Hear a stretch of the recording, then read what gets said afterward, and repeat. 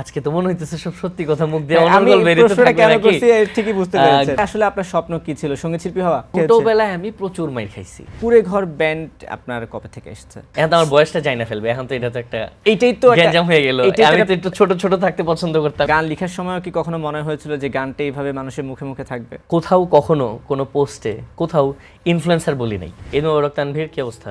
এই তো ভালো, আপনার কি অবস্থা? ঈদ আমার মোবারক। অবস্থা খুবই ভালো। তোকে ঈদ মোবারক এবং দর্শকদেরকে ঈদ মোবারক। আচ্ছা ঠিক আছে, ঈদের সময়টা একটু ঈদের প্রশ্ন দিয়ে শুরু করতে হয় তাহলে। ঈদ কেমন যাচ্ছে, কি করছেন? ঈদ ভালো যাচ্ছে আমার। বরাবরই ঈদ হচ্ছে পরিবারের সাথেই থাকি। পরিবার, একটু কাজিনরা, একটু গান বাজনা, একটু বাইরে ঘুরতে যাই, একটু খাওয়া দাওয়া, এভাবেই খুব সাদামাটা।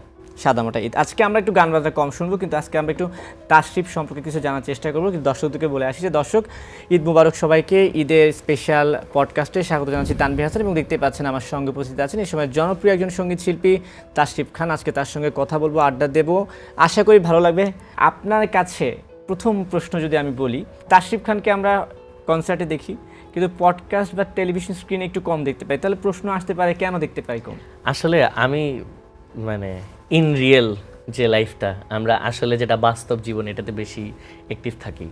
আমি তো আর্টিস্ট, হ্যাঁ, সো আমি ক্রিয়েশন নিয়ে বিজি থাকি বেশি। আর আমি একটা জিনিস বিশ্বাস করি যে যত বেশি বলবো তত বেশি ভুল হবে, যত কম বলবো তত ভালো থাকা যাবে, আর যত বেশি কাজ করব তত বেশি সুফল পাবো। কথা কম কাজ বেশি, হ্যাঁ, ঠিক আছে, বলা ভুল হওয়ার যায় চান্স না। কম থাকে।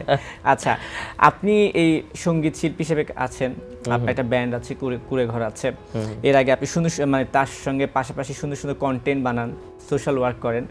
সেই টোটাল বিষয়টা সম্পর্কে আমার একটা প্রথমে ছোট একটা ব্রিফ চাচ্ছি আপনার কাছ থেকে, যে আসলে এই জগৎটাতে আসলে তাশরিফের আসা হলো কিভাবে?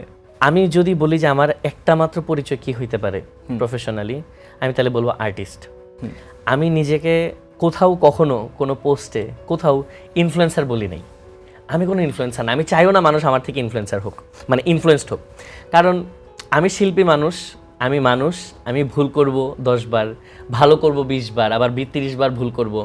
কিন্তু আমি যদি ইনফ্লুয়েন্স করি মানুষকে, আমার থেকে ভালোগুলো যেমন নিবে, আমার থেকে মন্দগুলো নিতে থাকবে। সো আমি চাই না আমার থেকে কেউ মন্দ কিছু নেক।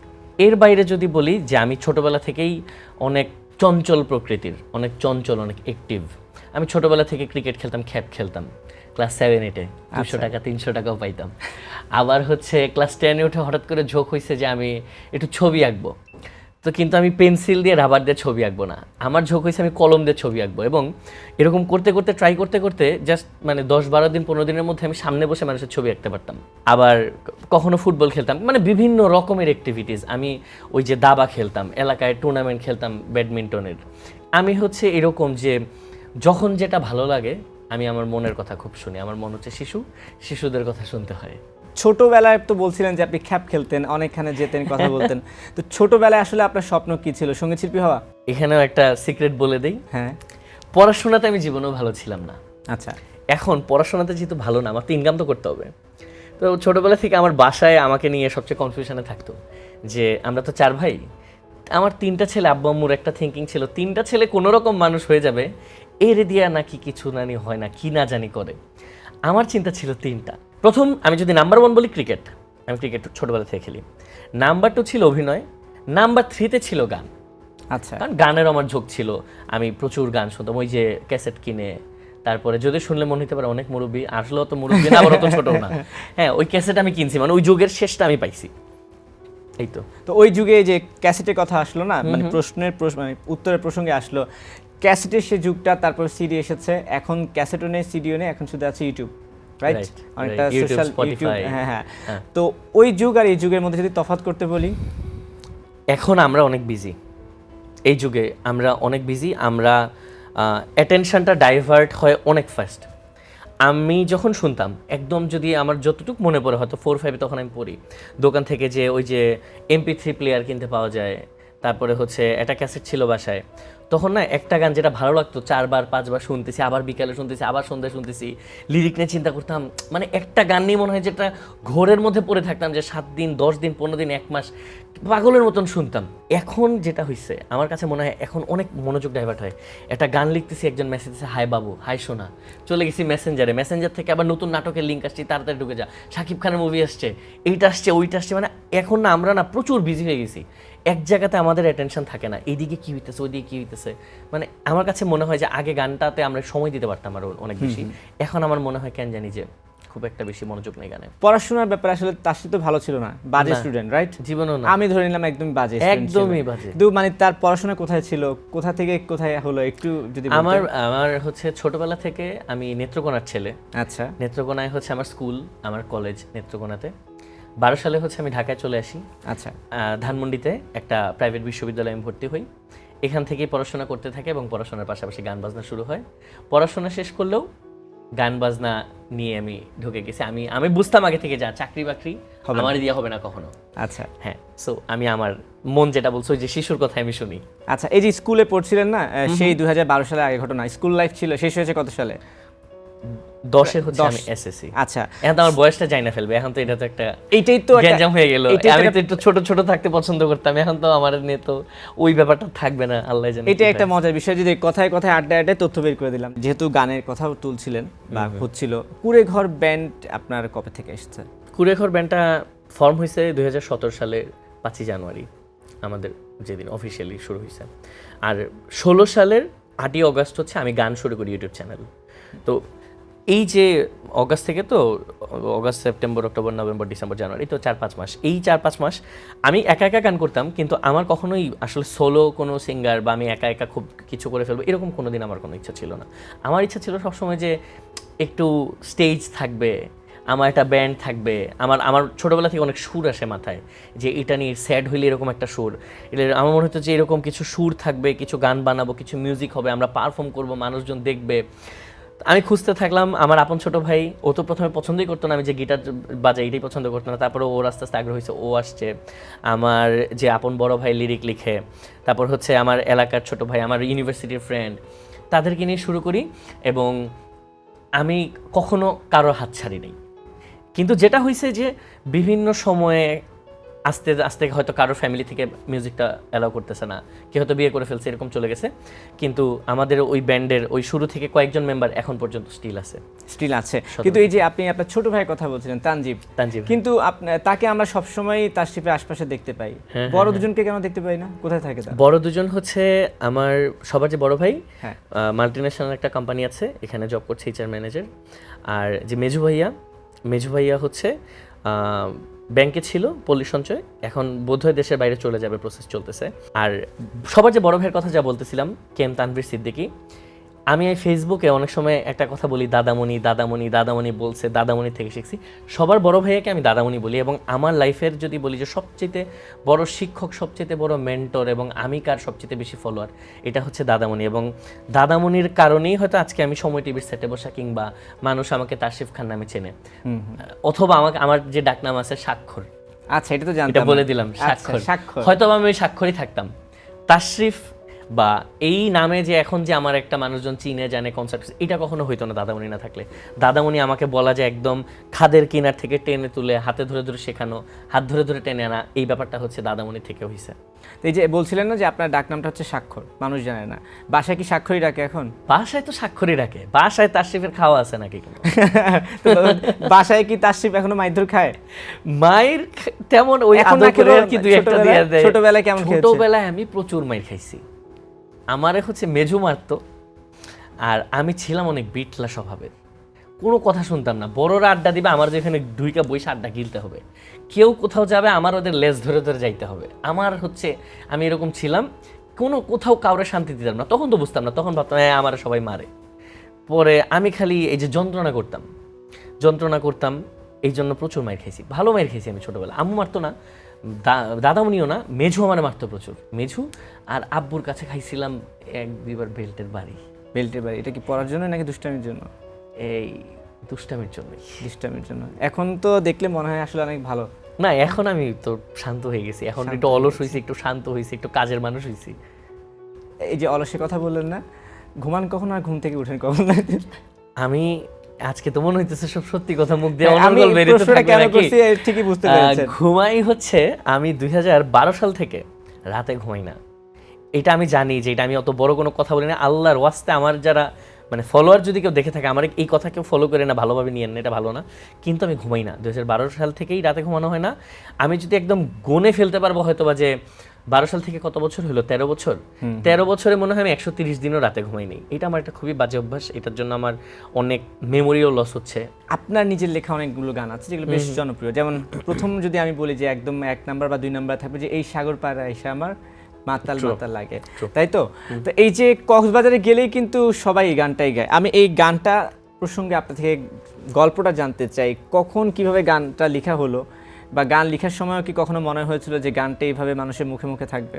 ইন্টারেস্টিং ব্যাপার হচ্ছে আমার ইমাজিনেশন পাওয়ারটা আমি বিশ্বাস করি অনেক স্ট্রং। আচ্ছা, এই গানটা হচ্ছে মূলত শীতকালে লেখা, কাঁথার নিচে শুয়ে। তাই? হ্যাঁ, ইভেন আমি গুনগুন করে বসে বসে করতেছিলাম, ভাবতেছিলাম যে মানে সাগর পাড়ে আমার শীতকালেই যেতে ইচ্ছা করতেছিল, যে সত্যি কথা।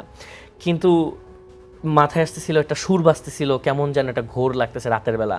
তো আমি আবার গুনগুন করতেছি, তানজিব দিছে আমার ধমক। আমি আর তানজিব কিন্তু ছোটোবেলা থেকে একসাথে ঘুমাই রাতে, ওই প্রাইভেসি বলতে ওইভাবে কিছু নেই। তো ও দিছে ধমক যে ভাই আসতে। তো আমি কাঁথার নিচে মাথা দিয়ে শুয়ে শুয়ে আমি তখন 14 বা 15 মিনিটে তাই তো এলাম সাগরে গানটা সবটা দিচ্ছি। এবং আই ফেল্ট লাইক যে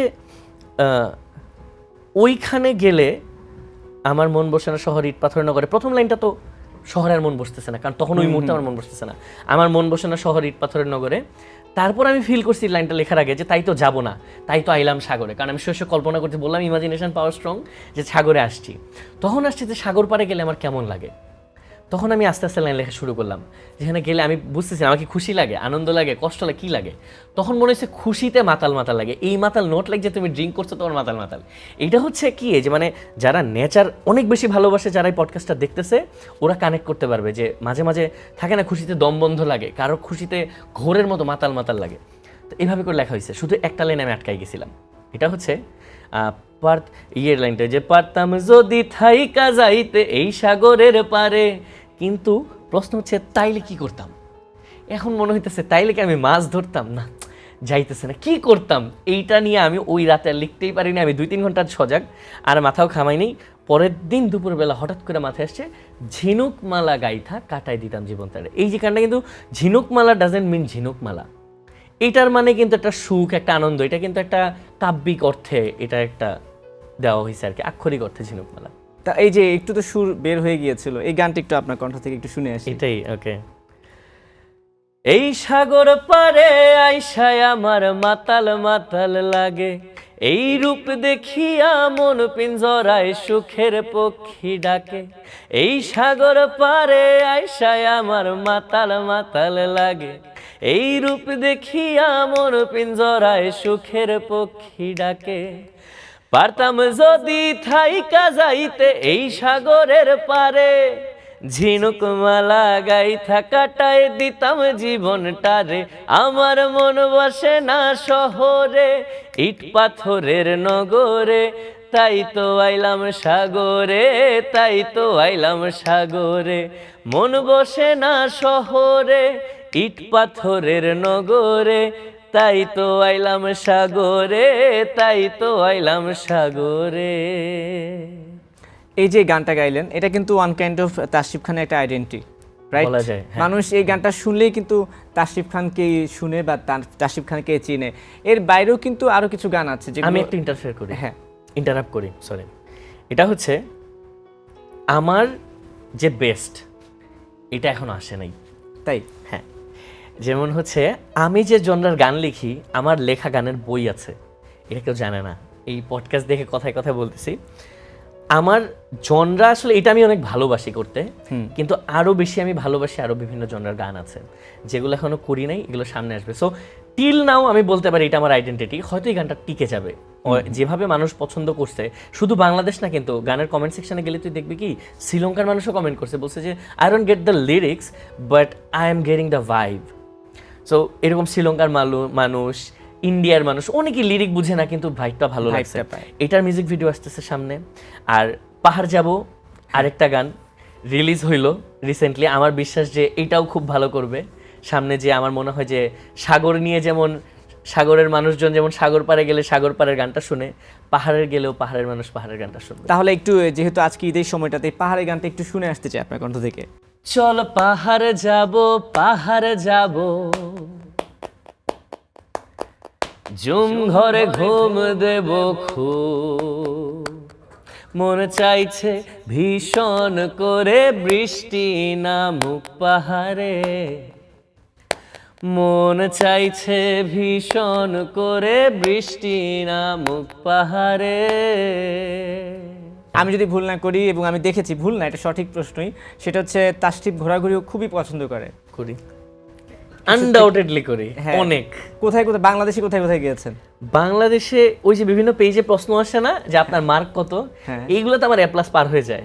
আচ্ছা। মানে আমি যাই নাই কোথায় জিজ্ঞেস করলে আমার জন্য বলাটা ডিফিকাল্ট হবে। আমি সুন্দরবন, বান্দরবানের বিভিন্ন সাইড, ওই থানচির দিক, আলীকদম, লামা, তারপরে হচ্ছে কিস্তং, রুংরাং, ওই দিক দিয়ে সুনামগঞ্জের সাইড, সিলেটের সাইড, চিটাগং, তারপরে হচ্ছে ওই দিক দিয়ে নেত্রকোনার দুর্গাপুর, কলমা, কান্দা, লেঙ্গুরা, তারপরে হচ্ছে মানে সব শেষ। মনে হয় না যে কিছু বাকি আছে। সব শেষ। রিসেন্টলি তো দেশের বাইরে থেকে ঘুরে এসেছেন, কোথায় গিয়েছিলেন? সিঙ্গাপুর, মালয়েশিয়া মনে হয় না? থাইল্যান্ড আর হচ্ছে মালয়েশিয়া। Thailand, Malaysia.